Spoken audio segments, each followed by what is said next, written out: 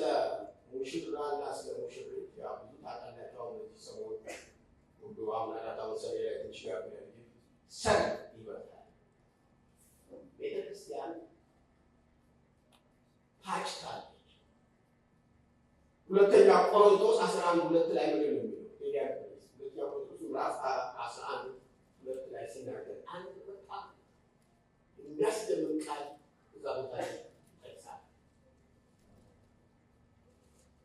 11:2 በእግዚአብሔር ቅናት እቀናላችኋለሁና እንደ ንጽሕት ድንግል ለእናንተ ለክርስቶስ ላቀርብ ለአንድ ወንድ አጭቻችኋለሁና። እዚህ ላይ ምንድን ነው የሚለው? እንደ ንጽሕት ድንግል ለአንድ ወንድ ላቀርብ እናንተ አዘጋጅቻችኋለሁ፣ አጭቻችኋለሁ። ቆሮንቶሳውያን እንደዛ ነው። ስለዚህ ሙሽራ አለ፣ የምትጠብቁት ሙሽራ አለ። ለሱ እንደሚገባ በጥንቃቄ ነው። ቀጥሎ ያለው ሲያነ እሱ ሙሉ ሀሳብ ደግሞ ዛሬ እናገኛለን። አንድ ስጋት አለው ጳውሎስ። ነገር ግን እባብ በተንኮሉ ሔዋንን እንዳሳታት ሀሳባችሁ ተበላሽቶ ለክርስቶስ ከሚሆን ቅንነትና ንጽሕና ምናልባት እንዳይለወጥ ብዬ እፈራለሁ። ጳውሎስ ስጋት ታውቃላችሁ፣ ትልቅ ስጋት ስለ ቆሮንቶስ ሲያስብ እኔ እናንተ ለአንድ ወንድ አጭቻችኋለሁ፣ እሱ ክርስቶስ ነው ሙሽራ። ግን ሳያችሁ እናንተ ይሄ ቅንነታችሁ ተለውጦ ይሄ ሙሽራው ጥሏችሁ እንዳይ እፈራለሁ፣ እሰጋላችኋለሁ። ዛሬ ወደዚች ቤተክርስቲያን ወደኛ ወደ ኢትዮጵያ ቤተክርስቲያን ሰባኪዎች ይፈራል፣ አስተማሪዎች በጣም ይፈራል። ቤተክርስቲያን መሪዎች በጣም የሚያሳስባቸው ትልቅ ነገር ነው። ቤተክርስቲያን ከሆነ ከሌላው ምድራዊ ድርጅት በምንድን ነው እኛ ከሰማይ የሚመጣ ሙሽራ ከምንጠብቅ ሰዎች ነን እያለ ቅንነታችን ተበላሸ፣ ንጽሕናችን ጎደለ፣ ተዝረከረከ። በአነጋገራችን በአስተሳሰባችን ሁሉ የተበላሸ ነው። ተጠንቀቁ ማለት ነው። ስለዚህ ቤተክርስቲያን ሙሽራ ናት። ሙሽራው ኢየሱስ ይመጣል። ሙሽራው ሲመጣ ቤተክርስቲያን ትሄዳለች በአየር ላይ ነው። ይሄ ትምህርት እንዳለ ታውቃላችሁ። ወደዳችሁም ጠላችሁ አንድ ቀን መለከት ሲነፋ ከበቅጽበት አየር ላይ ነው ራሳችን ሰማይ። እናንተ ብቻ አይደለም የሞቱት በጌታ የሞቱት ከብዙ ከሺህ ዓመት በፊት ሁሉ የሞቱ ሰዎች አየር ላይ የማይተዋወቁ ሰዎች ሰርጉ ላይ በሰማይ። ስለዚህ ሙሽራ ናት።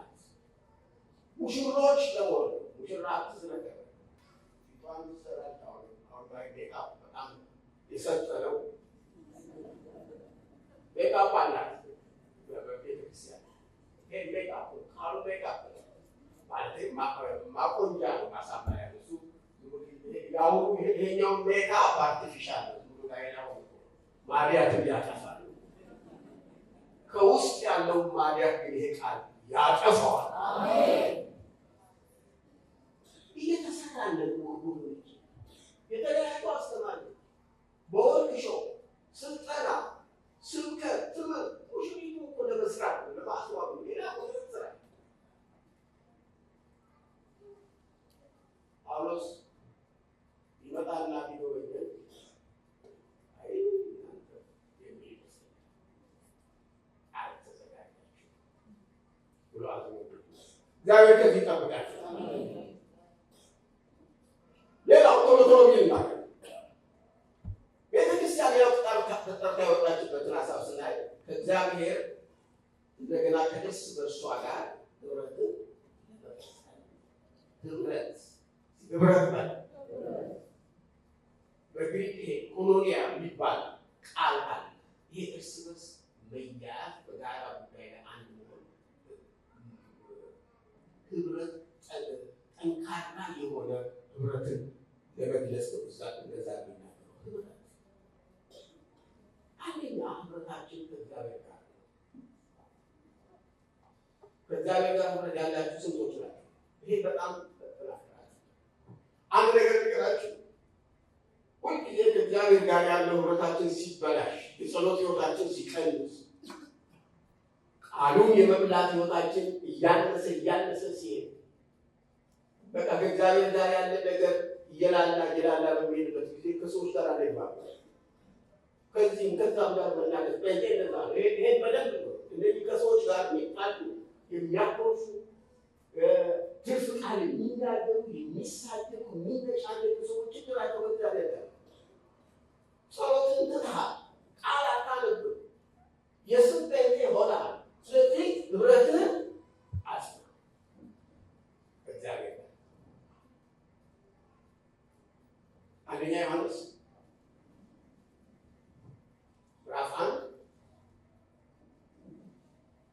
ቁጥር 3 ላይ የሚገርም ቃል ዮሐንስ ይናገራል።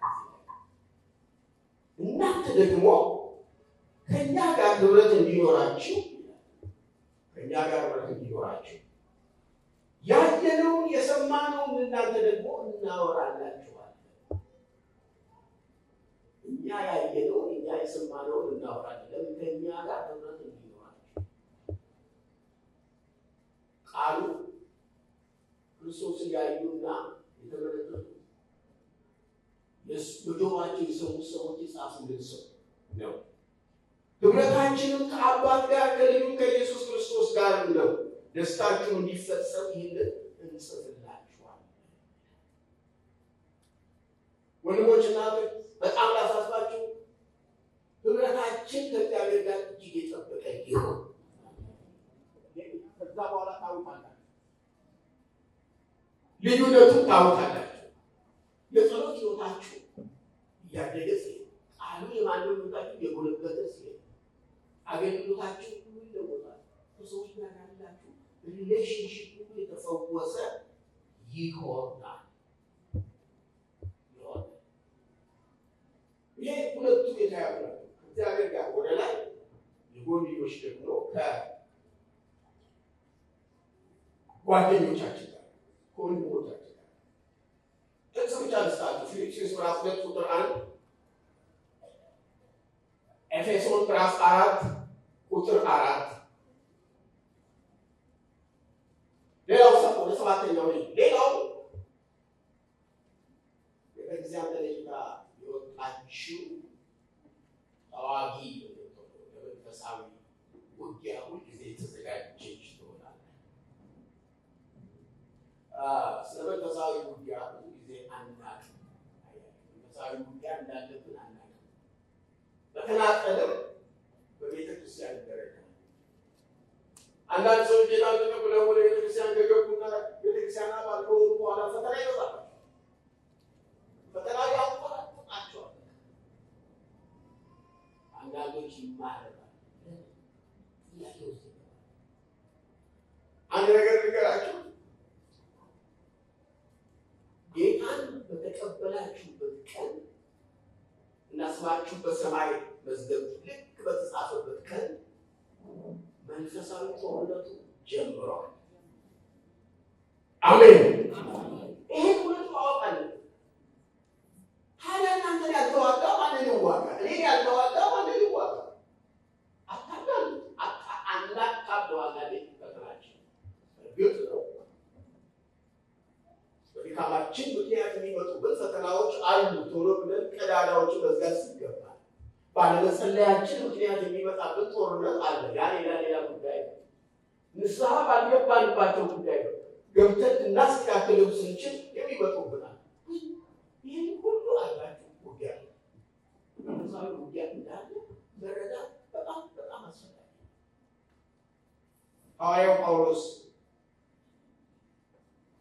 ኤፌሶን ሲጽፍ ኤፌሶን ቤተክርስቲያን ቤተክርስቲያን በተለያየ ስዕል ያሳይ ነው። ወደ ምዕራፍ 6 ላይ ተዋጊ ያደርጋል። ቤተክርስቲያን ተዋጊ ያደርጋል። ጦር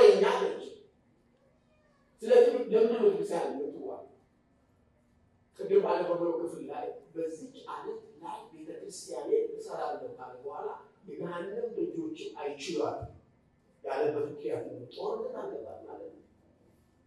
ለጦርነት የተጠራ ለውጊያ የተጠራ ግን አይችሏትም እኮ ታሸንፋለች። ይዋጋሃል እንጂ አሸናፊው አንተ ነህ። ቤተክርስቲያን ይዋጋል እንጂ አሸናፊ ማለት ቤተክርስቲያን። ለኤፌሶን 6 ላይ ያለውን ሀሳብ ስንመለከት በጣም የሚገርም ሬቨሌሽን ነው ዛሬ የሚናገረው። በቀረውስ ጌታ እና በኃይሉ ችሎት የበረታችሁ በመሰረቱ እኛ የምንመለከተው በራሳችን ኃይል በራሳችን ጥበብ በራሳችን እውቀት አይደለም። በልባል አይደለም፣ በእኛ ማንነትም አይደለም።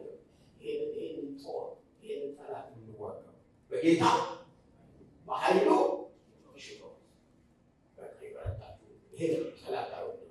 ይሄ ካለ በኋላ የዲያብሎስን ሽንገላ ተቃውሙ ዘንድ የእግዚአብሔርን ዕቃ ጦር ሁሉ አንሱ።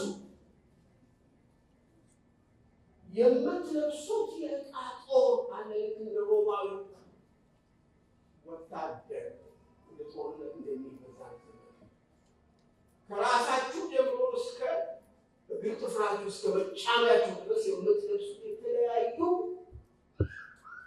መንፈሳዊ መሳሪያዎች አሉ። ለምን ጊዜ ለብሰን የምንመላለስ በዓለም ላይ ስራችሁን ስትሰሩ፣ በቤታችሁ ስትኖሩ፣ ጌታን ስታመልኩ፣ በነፍስ ወከፍ ደረጃ እነዚህ ዕቃ ጦሮች ለብሰን እንጂ ብሎ የተለመደ ልብስ ለብሳችሁ አይደለም።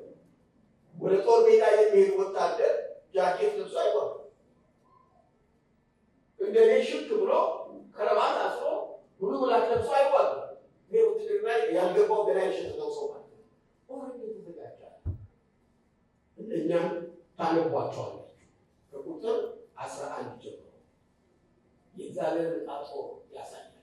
ያን ካሳየ በኋላ መጨረሻ ላይ ዝቅ ብሎ ደግሞ ከማን ጋር እንደምትዋጉ ይናገራል። ጠላትን ማወቅ በጣም አስፈላጊ። አንዳንድ ጊዜ የጴንጤ ኩራ አላለ ጴንጤ ጥሩ ነው እምነት ምንናገር አንዳንዴ ቁሬዎች ይሆናል። ዘበርባት ሴጣን በካልቾ ነው ብለ በካልቾ መሄድ አጋንንት አይደለም። በቡጢም በቦክስም አይደለም። ይገባኛል አባባሉ። ዝቅ ለማድረግ ነው። የወደቀ ጠላት ምንም እንኳን የወደቀ ጠላት ቢሆንም አይደለም ለማጥቃት አይደለም። አንደኛ በመዋቅር የተደራጀ ጠላት ነው። በሲስተም ነው የሚዋጋው። በዘፈቀደ ዝም ብሎ የሚተኩስ አይደለም። ለአንተ የሚተኩሰው የሚሰነዝረው ጦር አለ። ለአንቺ ለሌላው ለእያንዳንዱ የመደበው አለ። ዋቅሩን እዚህ ላይ ሲናገር ምን ይላል? ወደታች ዝቅ ብለን ስንመለከት ምን ይላል? ከላይ ያለው ስንመለከት መጋደላችን ከደምና ከሥጋ ጋር አይደለም ካለ በኋላ አለቆች የሚባሉ ሰዎች ከስልጣናት የጨለማ ዓለም ገዢዎች የቤተክርስቲያን ጠላቶች ናቸው። የክፋት መንፈሳውያን ሰራዊት እነዚህ በመዋቅር የተከፋፈሉ የጠላት የሌላ የናንተ የቤተክርስቲያን ጠላቶች ናቸው።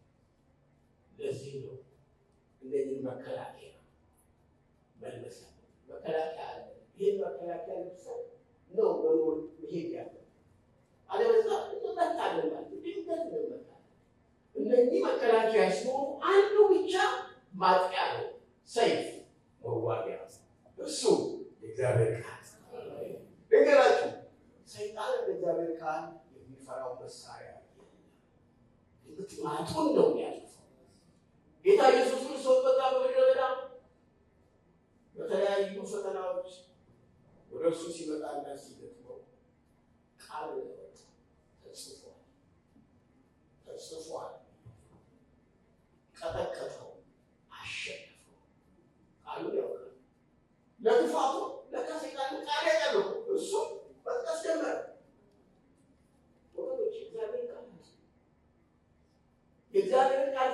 ሰምታችሁ የምትሄዱ ሳይሆን ቃሉን ሜዲቴት ማድረግ አለባችሁ፣ ማሰላሰል አለባችሁ። በውስጣችሁ እንዲገባ ፍቀዱለት። ምክንያቱም በጦር ሜዳ ላይ ጦርነቱ ገና አላለቀም፣ አልተጠናቀቀም። ጌታ ኢየሱስ ሲመጣ ጦርነቱ ያልቃል።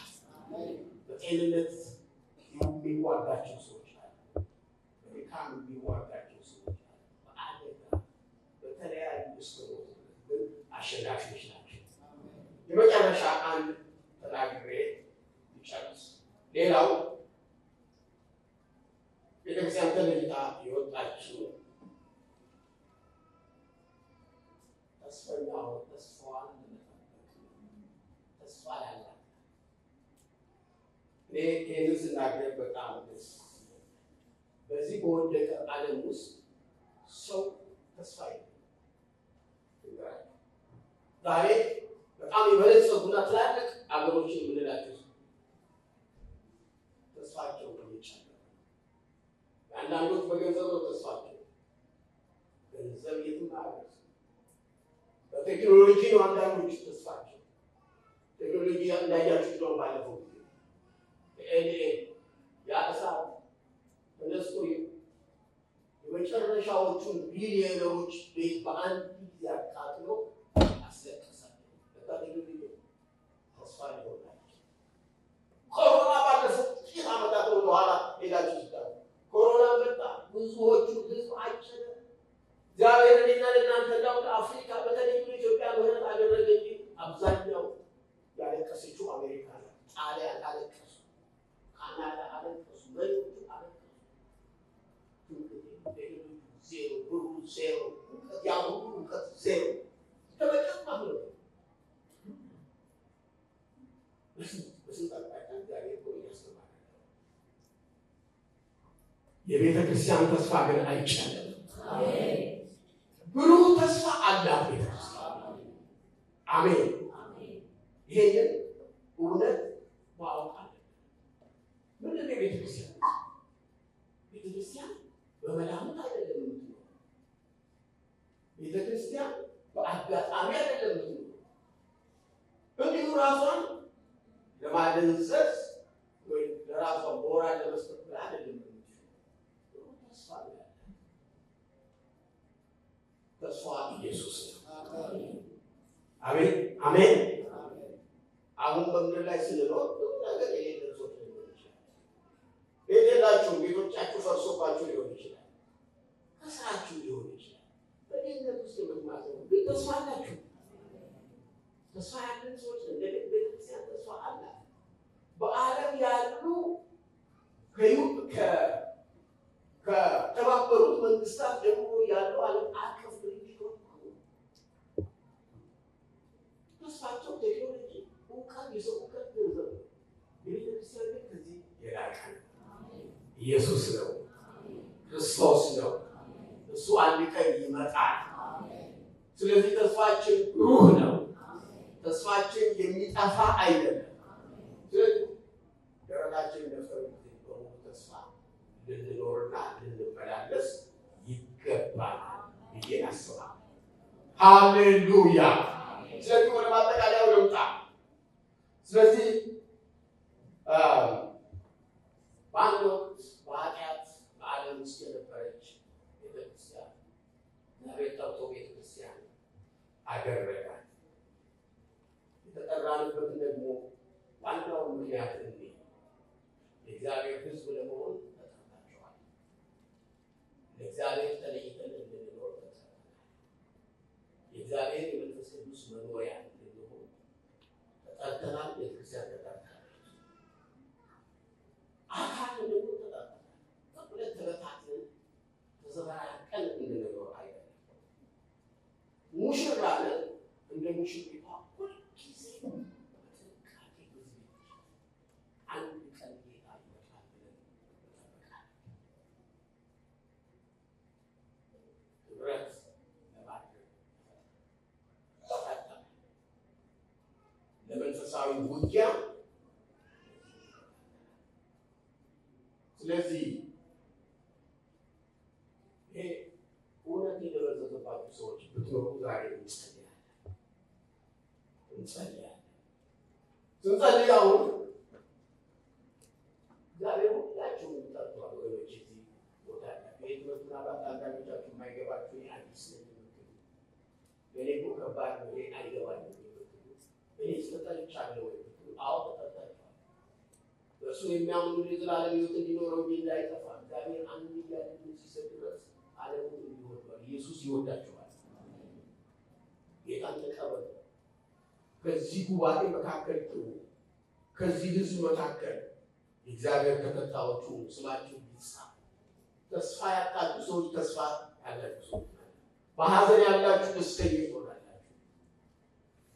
ዓላማ ቢስ የሆናችሁ ሰዎች ዓላማ ይኖራችኋል። ጌታን ተቀበሉ።